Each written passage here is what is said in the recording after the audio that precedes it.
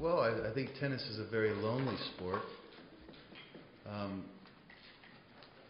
You know, I think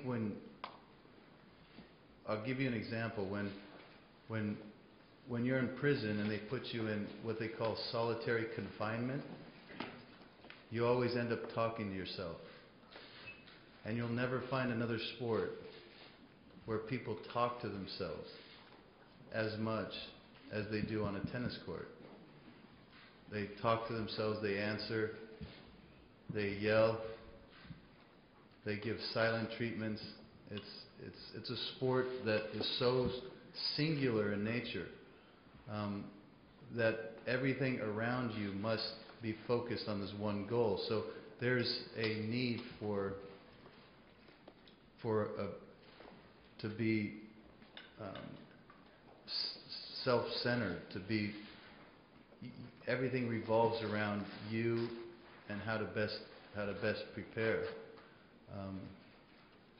You know, as it relates to Boris or Pete, you know, in this book, you know, this book is written in present tense. So I'm telling you what's inside my head as a 7-year-old, as a 9-year-old, as a 13-year-old, as an 18-year-old who's about to play Jimmy Connors, and Jimmy Connors treated me a certain way, and the impression that this left. You know, there are no secrets about how anybody feels about each other in this book in real life. You know, Boris and I know what we lived together. Whether everybody else knows it or not is different. But this is in the heat of battle. At 25 years old, I talk about this time in my life that Boris was a part of. You know, it's nobody's life fits inside 400 pages. Nobody's. But you have to pick the most formative places in your life.